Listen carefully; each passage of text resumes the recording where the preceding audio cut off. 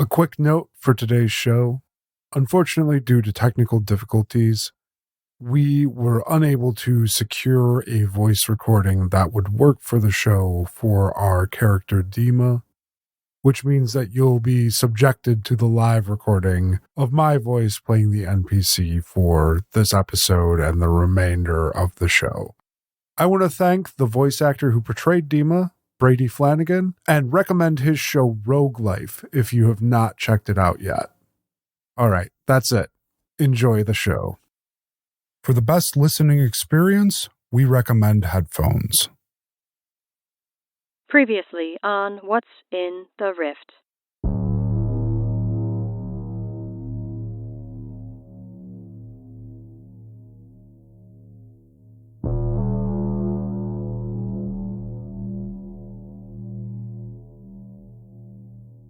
Gord, are you going somewhere?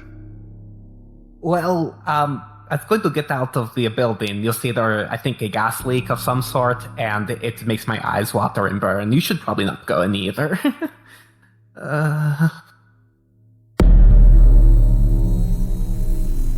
What was it this time? Did you burst a pipe? Was it mustard gas? Okay, it was me. Gord, I know it was you. Wait. No, go back to that last one.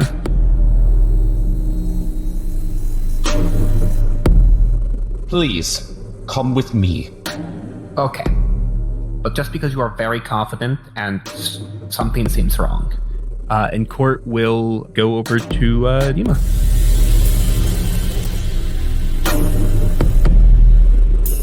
Let's drive like a mile and a half further than Blanche and Jenny can hide the truck while we go and see what we can see.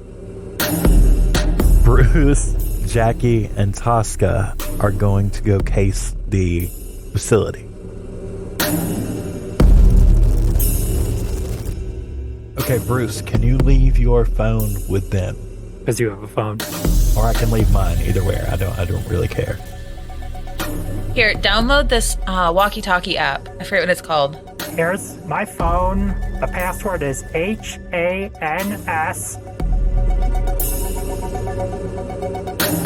Oh, it's literally called walkie-talkie. Download the walkie-talkie app. I'll be safe. Whatever. Victoria, fucking, if you want to leave while I'm gone, that's fucking fine with me. Okay, and fine. I'm going to head off through the field. Toska, download the app. Could I use 2 plot points to make somebody take in a smoke break with the door propped open? Yeah, I think for 2 plot points you could probably do that. There's a door propped open. We're heading in.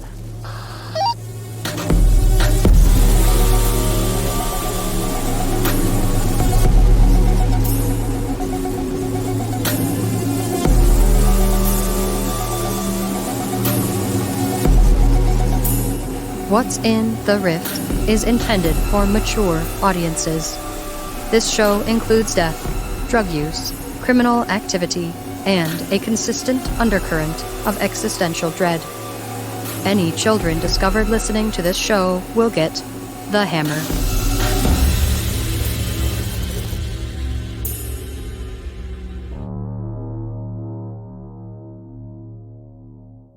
We rejoin our story already in progress. Bruce, Jackie, and Toska have approached the Manchester Center for Study from the adjoining woods. Toska and Jackie wear the black jumpsuits stolen from the UCRI van they'd captured in Orlando, while Bruce walks nervously between them. As they near the building, they have conjured a man exiting for a smoke break, leaving the door propped open. They approach cautiously.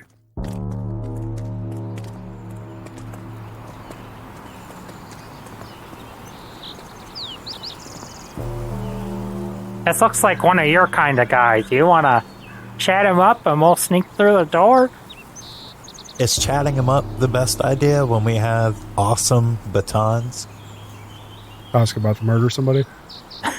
Not murder, this time, Whiteley May. Oh, that's so much better. How do we know that's not going to make some noise? Anyone letting your friends know what's going on? Yeah. We're gonna head inside. There's a guy on a smoke break. Peace out. Okay, Jackie, you have a baton, I have a baton. So what I'm going to do is approach this person and try to bum a cigarette off of them. I told you he seemed like your kind of guy. Okay. And while I'm doing that, if things look like they might get out of hand, just, go up behind him and I will keep him occupied and we can just solve this with violence. Okay, hold on. Let me get an understanding of what you're suggesting here. The three of you are standing 50 yards away from a man on a smoke break. 50 yards is 150 feet, and it would be very visible from where he is at what you're doing. You're suggesting you walk up to him alone, and the other two circle around inconspicuously and get him if something goes awry? I mean, when you put it like that. Okay, alright, fuck it. Since we can't be sneaky, let's just all head up to this guy and see how shit goes. Okay. You approach across the narrow strip of parking lot on the side of the building, and the second that your feet hit that pavement, this guy looks up and looks back down at his phone briefly, and then stands up and puts it in his pocket and kind of tips the cigarette towards you and nods. And he goes, I'm doing the finger thing, like the two fingers, like indicating to him that I would love to have a cigarette. He nods at you and again says, Morning. Morning, man. You got a badge in at the front. Yeah, no, I came out to actually hunt for a cigarette. Yeah, we just want to smoke. Okay, officer. Yeah. What was our reasoning to send Bruce? You have them marijuana kids are using nowadays? Is that grass? The devil's lettuce? Oh. I used ketamine once. Sometimes I take an extra Advil. He reaches back into the pocket that he just dropped the phone into and pulls out a green pack of something, and knocks it against the wrist of the hand holding the cigarette a couple times, and then flips the lid open and holds it out. Things are getting real expensive. I get it. I should probably quit myself, but if you guys have quit, I feel... just tell me you're not quit, and I'm like helping you start again, right? No. I would never quit smoking. Yeah, Okay. do it Bruce, all let the me handle time. this. Bruce, please. He's just trying to fit in, okay? He just wants to be cool. I am going to bitch about the fact. So Bruce excited is about gently, being included. Yeah, he's rubbing the stubble on his chin really aggressively. Bruce, you're such a bad boy. I love it. It's like candy. You're killing me, dog. I fucking love you, Bruce.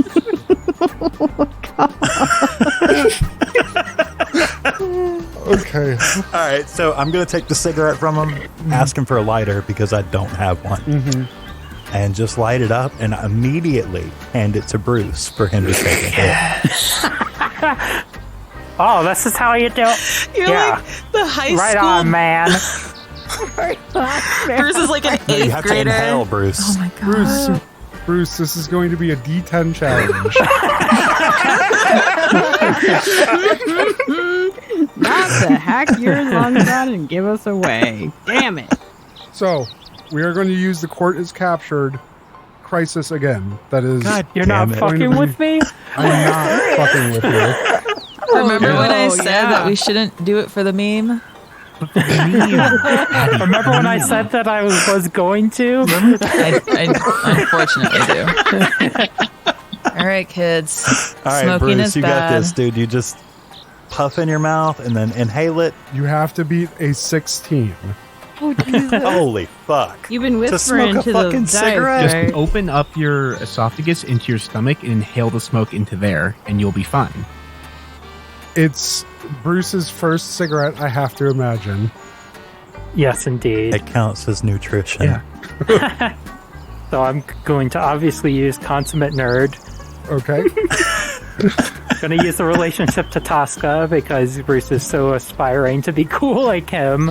Okay. Hell yeah, bro. Oof. Gonna use self-preservation because he's gonna try to not hack a lung out Sure. to maintain that cool. It's like literally impossible. And artist, trying to Sure. live that cool musician life. I Yeah. just want to remind you that you could step up any of these dice with a plot point. I don't have any more plot points. If you hadn't spent 2 to put this guy out here to have this challenge in the first place. All because I handed you a cigarette. Fuck, Bruce. Okay. You know what? All right. I'm gonna actually step down one of these die to gain a plot point. What? So I'm gonna step down this D8. Oh, I like So I get a D4. I'm gonna have to punch this motherfucker. I can feel it. Okay. Can you use that plot point in this turn, though? No. That seems bad. So as this guy is staring at this interaction, I'm going to try to subtly position myself out of his direct line of sight, just in case. Remember that distraction plan we Sounds talked great. about? Yeah, I'm just causing a distraction. Okay, here we go. Come on, Bruce. Okay. That is a 14. Fuck. Bruce, you take the cigarette awkwardly. You hold it between your thumb and your forefinger, and you He's bring it actually up holding it with and all his fingers. 2 hands, baby. 2 hands. 2 hands. you want to drop it. They're dangerous. Start a fire if I drop this. Is this how you get hand cancer? A squirrel might pick it up and become addicted. Okay. Bruce, you grab this cigarette from Toska and you grab it awkwardly with all 4 of your fingers laid across the top of it and your thumb laying underneath it. And it Jesus slides Christ. down your thumb and to the point that you're almost gripping it in a closed fist before you open your hand up and hold it awkwardly in the crotch of your thumb in your palm. You raise it to your lips, not adjusting it at all, and attempt to take a drag. And the feeling that you get almost immediately is of expansion. It feels like something is pushing out from the inside of your esophagus. And as it leaks its way into your lungs, despite you trying your best not to let it hit, you can feel almost like tiny little daggers all over the top of your lung that feel good. They feel real good for that no, he's fraction addicted. of a second. I'm addicted! Please scream that. Please. Toska, I'm addicted! Oh, God. And you don't even get a chance to cough before you scream that out and expel the entire burst of smoke with it. The man who had handed the cigarette to Toska stops mid-motion in offering another cigarette to Toska, seeing him having handed it off, and stares at you. Okay. Do not pay any attention to this guy. This is just a funny little joke between friends. See, this guy right here, he's a real square, so I thought it would be funny to hand him a cigarette.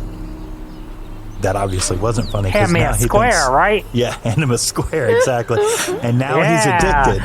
So That's funny. That's funny. not bad, Hey, right? I was trying to catch your name because I like funny guys. Where's your badge? It's in my back pocket here. Okay.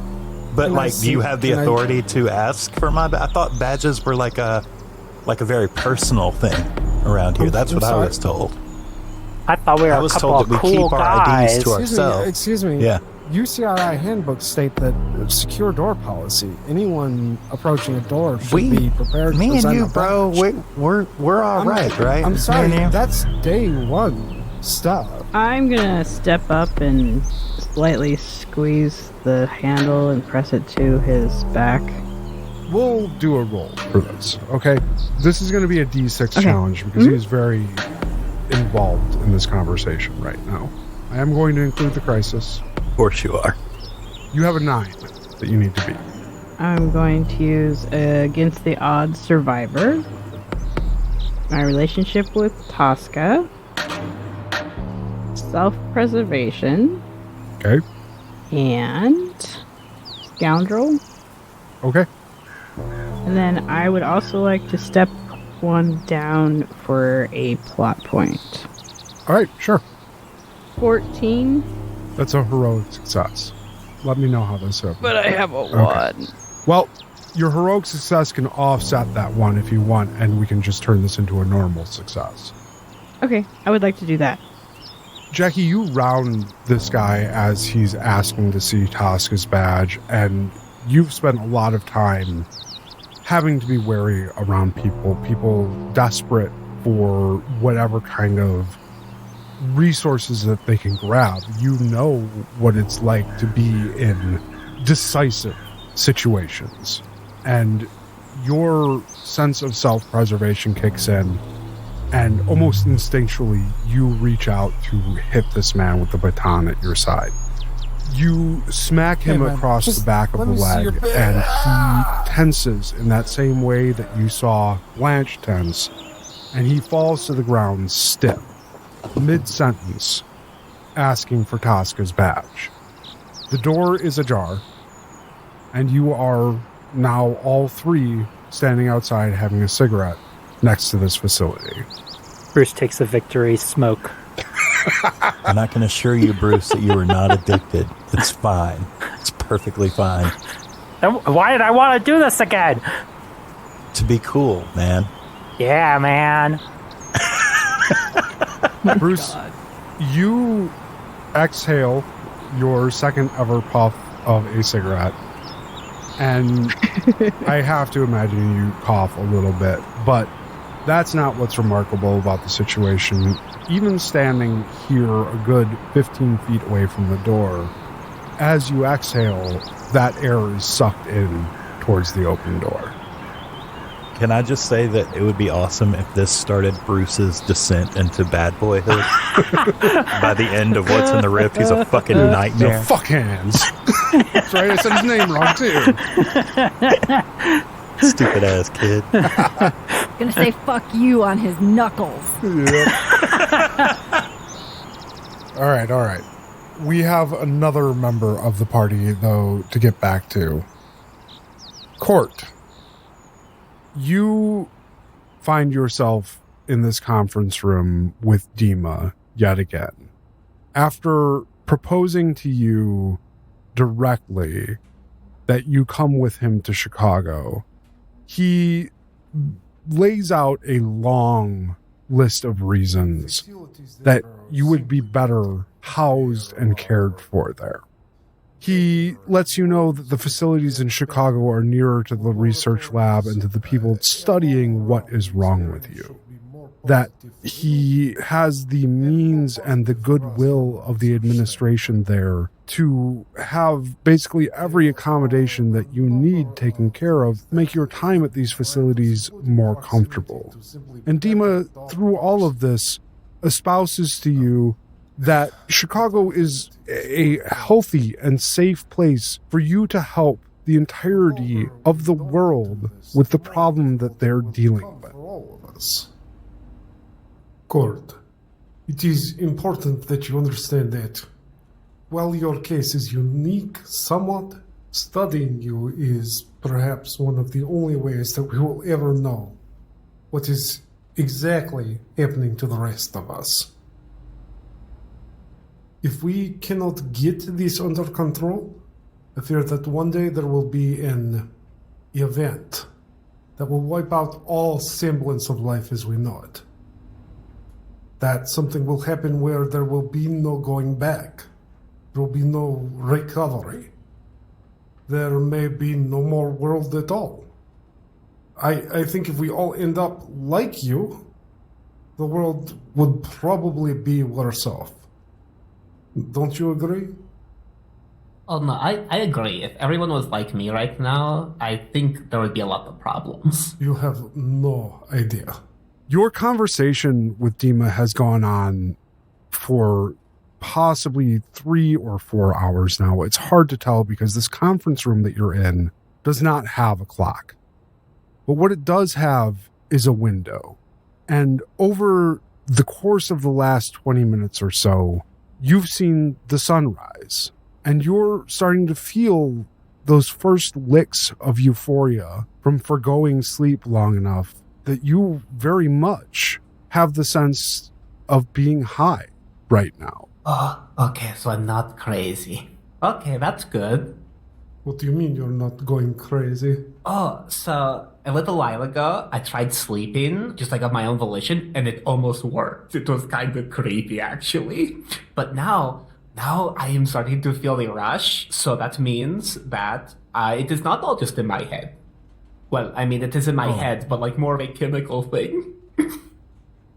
Well, hold tight 1 second, Court. Oh, no. Dima stands up and walks over to the soft briefcase that he had brought with him and had left on a chair in the corner of the room. He unzips it and pulls out a manila envelope, brings it back to the table, opens the top, and pulls out a stack of papers. He starts riffling through these papers until he pulls out a sheet on which appears to be a long scrawl of handwritten notes. And he says, correct me if I'm wrong. Mm-hmm. Long bouts of sleeplessness make you feel euphoric, almost drunk or high or otherwise inebriated. Yes. Although no one else seems to be feeling that way, and I've seen a lot of people stay up for a very long time recently. Yes. You believe that you are being pursued? Oh, yes. But that has nothing to do with the sleeplessness. That has something out there. It's a little creepy, honestly, and why I really didn't want to go into the woods alone last night. You do not sleep, you do not rest if you are experiencing stress, if you are exhibiting avoidant behaviors, and you believe that this gives you a sense of euphoria, yes? Oh, well, I mean, when you put it that way, it sounds kind of bad, but yeah. And you have... I don't know how... I am not Helen. I will not be as kind about these words as she is. But you have paranoid delusions about being pursued by a supernatural creature that can change its shape and form and assumes the voice of a man. Mm-hmm. Is all this correct? Oh, yes, that is all correct. And don't worry, you handled it very well. Great. Court. Mm-hmm. Have you asked yourself yet why I would know these things? From the sound of it, and from the looks of the paper, there is a very extensive dossier about me. Apparently, I've been here for a while, so I'm guessing those are Helen notes? Yes, these are Helen notes. Court, I apologize for what I'm about to say to you, as this may be a little difficult for you to hear. Mm-hmm. Sometimes it is shapeshifters, sometimes it is ghosts. Mm-hmm. You have a predilection for spooky stories. It's part of what has made you more dangerous than your peers. You and your friends are dangerous. Oh, no. I worry that all of you may infect the rest of the world to become more like you. The recent aphasia is bad. It's very bad. I worry that things will continue to get worse. But I also assure you that this is not the first time that you and I have had a conversation like this. It just so happens to be the time when my patience is starting to run very thin. As he says this, you hear a noise in the hallway. And as you look out through the open door, you see somebody being dragged by their heels.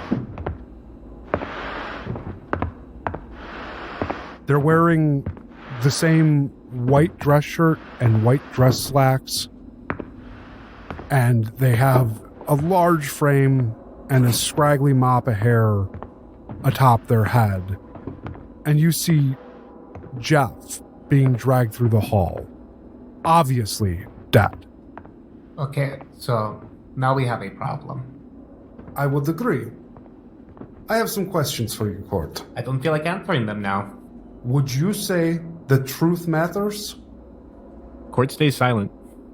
There's beauty in truth, Court. There's beauty in the simplicity, in the elegance of truth. No snarls of nice fictions that we tell ourselves, no tangles of fabrication. A truth is a line. One thing happens because another thing happens, and there is no prevarication of narrative to follow it up. Stories, no matter how pleasant, only serve to obscure the beauty of truth. This world used to know that, Court. The problem is that the world does not seem to agree any longer. This cultural aphasia that we have been talking to you about, this is a child's problem. Everyone is so wrapped up in your stories. I miss the world that this was before your interdimensional time-jumping bullshit. You've cost us truth, Court. Do you understand? You have cost us our own truth. Every time one of you decides that playtime is over, every new story you spin pollutes this world with your horrible ideas. Have you been useful in the past? Sure. We've even sought out some of the things that you all have invented. But the trash, the absolute garbage that you bring with it is regrettable. You're all so in love with your own stories because that's how you've chosen to understand the world around you.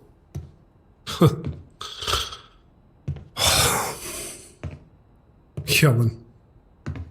Sweet but naive. She thought we could retrieve you all in a more humane manner. That we could even convince you that what was happening was dangerous, and that you might agree to help us even. As you should.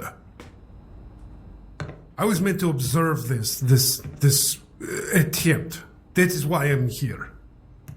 But your little escape just proves that even given perfectly accommodating approach, you're all inherently selfish and only care for yourselves. You are fouled, Court.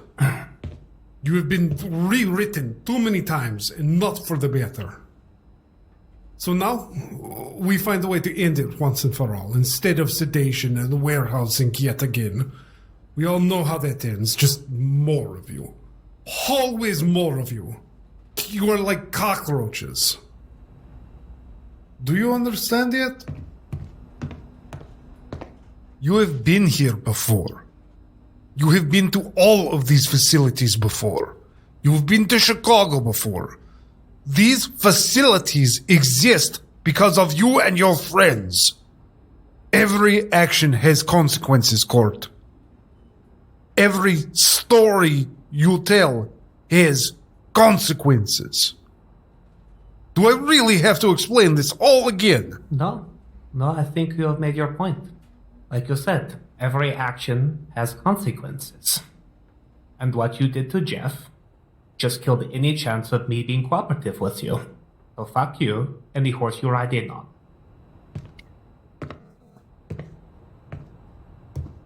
Fair, Court, fair. All of this, fair. You don't like me? I don't like you. The problem is that you seem to all forget that my business is academia. There should be some solace in all this for you, Court, I suppose. Your friends do care about you. They're currently about to attempt a rescue. All of you ended up here anyway.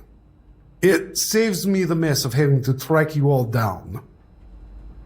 Dima pauses and flips open his phone and turns it towards you so that you can see the screen there.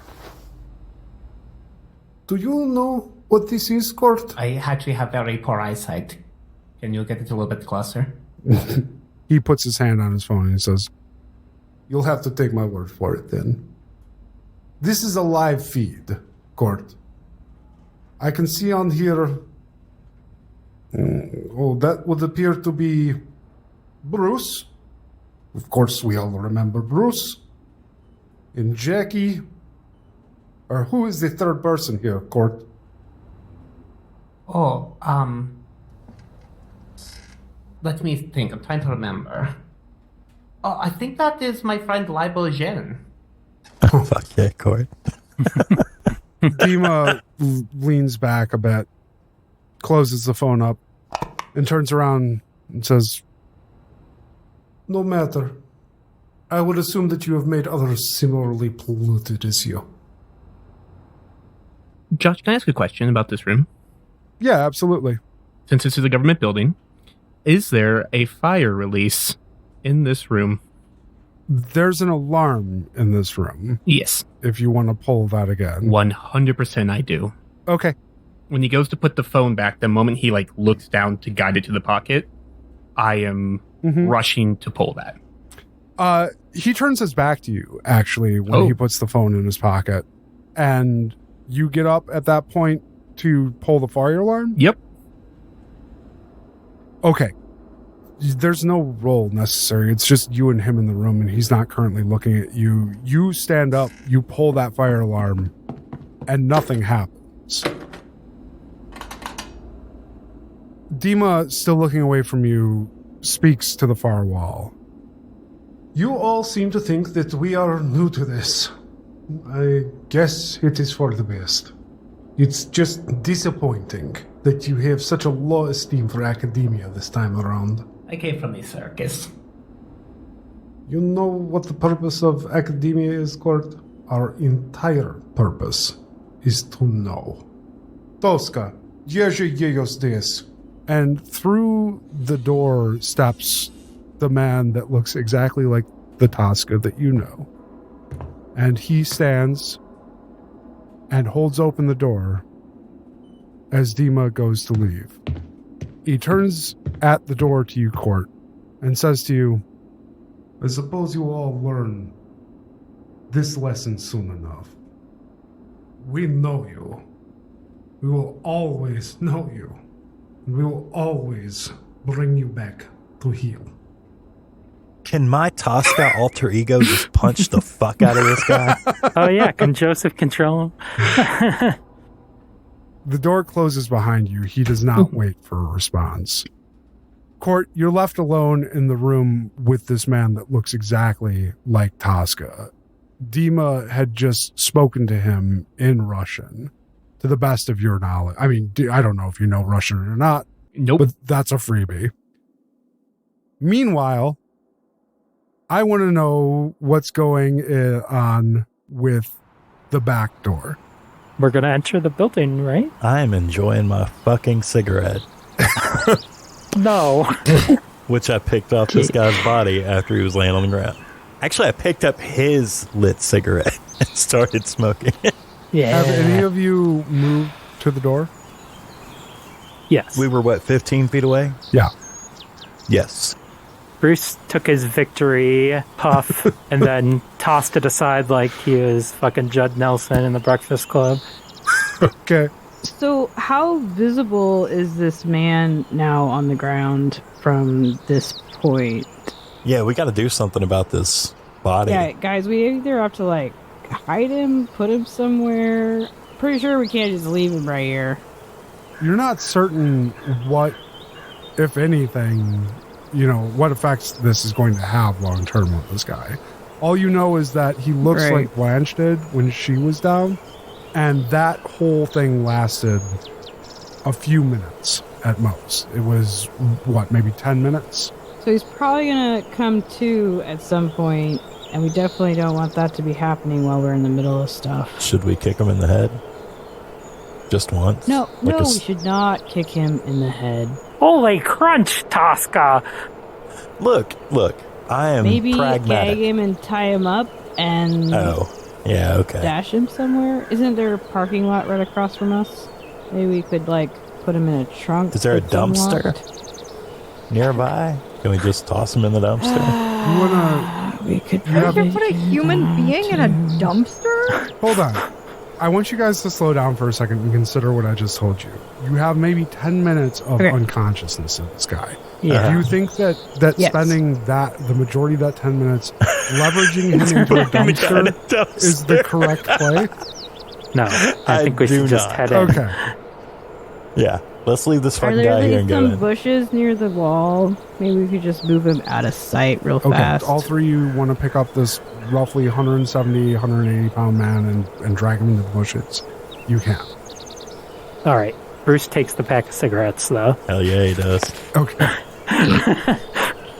What will Angie think? So are we moving him, or are we just gonna try to dash in? I say we just dash in. At this point, here's the deal. At this point, we've already knocked a dude out, an employee, security, something like that, and we're on the countdown now to find court before anything occurs. Yeah, we had an open because to door. our knowledge, nothing has yet. We don't know how long it'll be till someone else comes to this door, too. Right. The door is still there. You can feel it tugging on your clothes, the amount of negative pressure in this doorway. You have to make a decision because, like I said, the clock is ticking. If you remember how we played the helicopter scene, we're going to be doing the same thing here, which the time that you have is the time that you get. Okay, let's go. Yeah. What do we see when we get inside? You swing open the door, and it's a bit of a struggle as the door opens outward. It takes some strength to get the door leveraged open. And there's a short hallway here, no more than 6-7 feet, but overhead is a very large grate. And that grate has that same amount of negative pressure coming through it. And it is sucking the air straight up overhead. At the far end of the short hallway, there is what appears to be a thick metal door. Okay, we're going that way, right? The first thing that you notice about this door approaching it is that there is a black badge reader to the side of it. Shit. Oh, yeah, we probably should have taken that guy's badge. Let's grab the guy's badge, then we'll come back in. 4 minutes to get in before he's up. Yes. You go back, you grab the badge, you pull it off of him, and you head back inside. Yeah, and we're sprinting. Okay. You swipe the badge at the reader, the door buzzes, you pull it open. What you pull it open to is a large room. It is dark, save for a few lights around the edges of the room that appear to illuminate what may be gurneys. It's difficult to tell from this distance. Did you say gurneys? Yeah, they appear to be like some type of bed, like a medical bed almost. Okay. And it's dawn still? It is.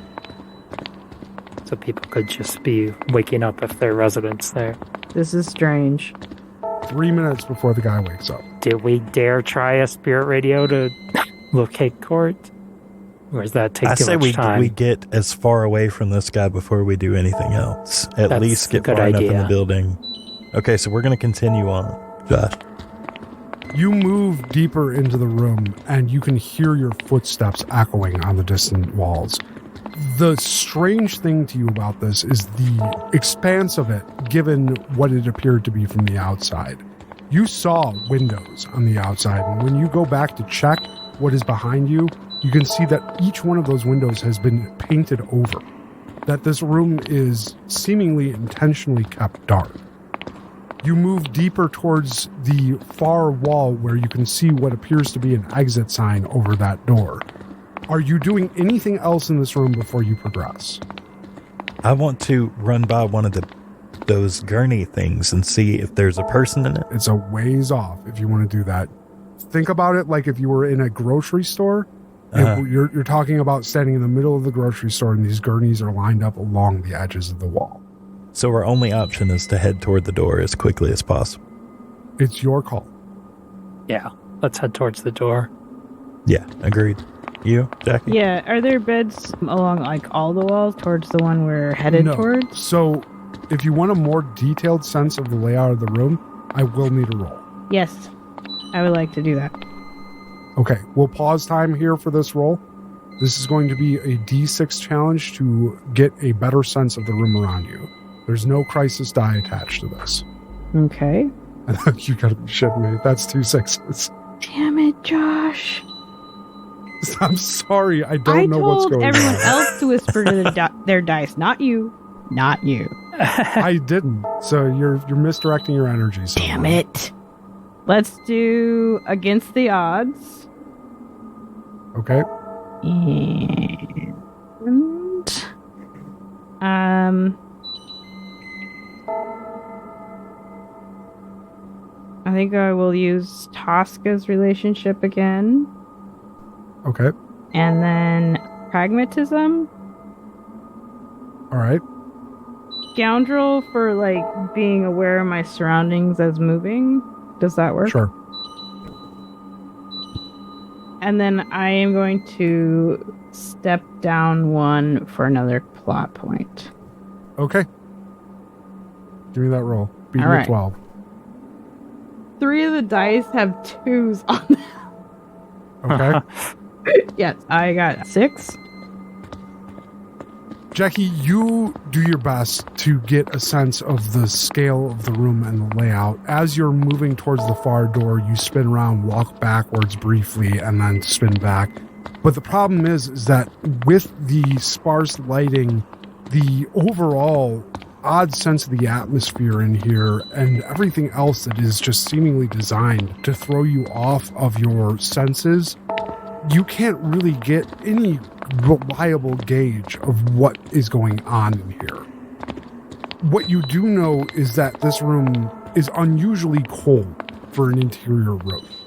And whatever is happening back here doesn't feel like it is wholly connected to the rest of the building. You reach the far door, and again, you see a badge reader. You badge again, and the door swings open. And now, in front of you, you see a much more familiar-looking, bland, plain hallway. A hallway that reeks of hospital or clinic or some type of institutional facility. Was there any smell in the other room that we noticed? Yes. It was a faint antiseptic smell. A smell that was reminiscent of IV prep or alcohol swabs. All right. Lining this hallway, there are a number of doors. At the far end of the hall, at least as far as you can see, there appears to be a set of double doors, wooden, with small slit windows inlaid on the interior portion. Above that, there is some type of signage, but you're a little bit too far to make it out clearly. What do you do? Still no resistance that you've seen. Are there windows along the hall? You could see. Unfortunately, no. The doors here are solid wood doors. There are some placards on a few of the doors, but not every door is labeled. This feeling strange to anyone else? Very. Definitely. It doesn't look like a prison, but it doesn't look like a hospital. I don't know where to expect court to be. Well, we're in a fucked up predicament in that we started a series of events that we did not necessarily think through, so I say we just keep going. Might as well. Where to? Straight through the door where you said there was a door with the exit sign, right? Mm-hmm. You push your way up to the door at the far end of the hall. And as you approach, the sign above it becomes more apparent. The sign, as you see it, causes you to falter in your step a bit. Because it appears that there's a little bit of poetry written above the door.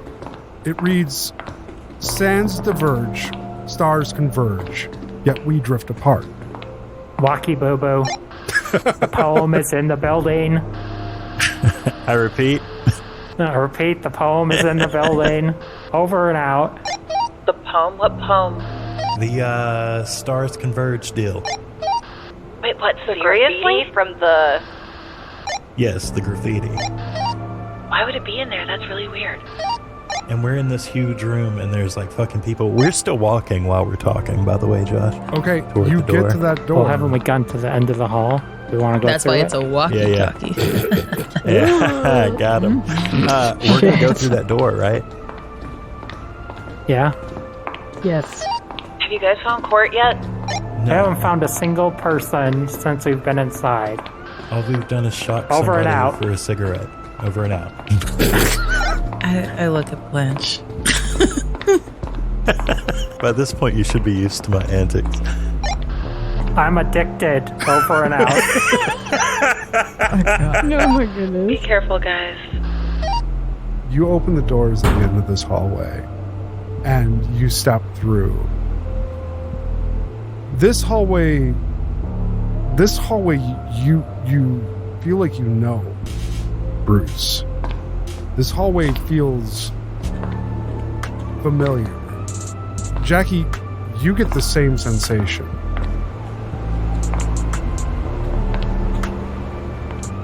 Is it the familiar sensation like I suddenly remembered? Like deja You vu. don't remember anything in particular, but there's something that is... Have you ever felt somebody staring at you before? Mm-hmm. Yeah. Yeah.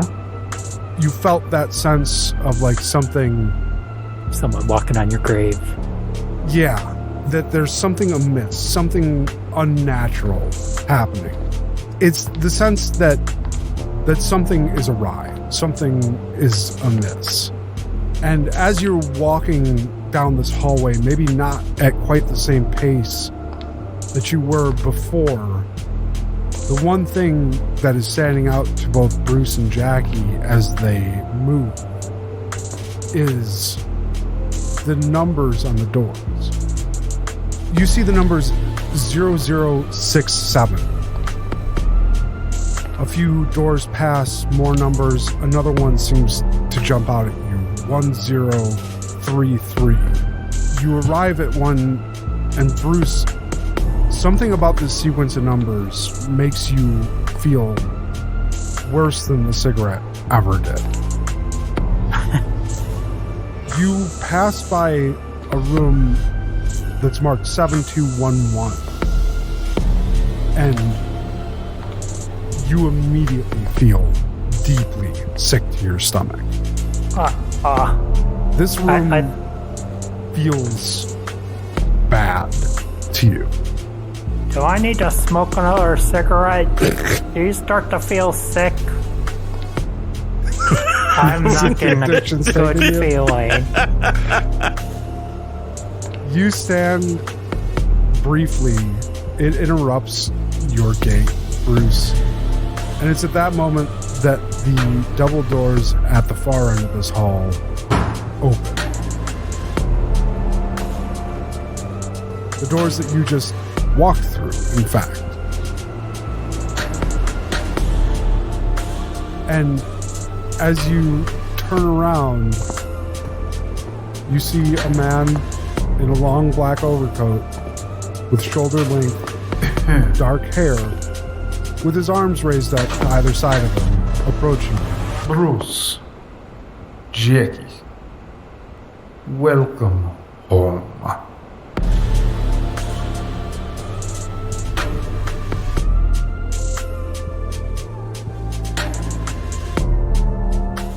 This has been What's in the Rift.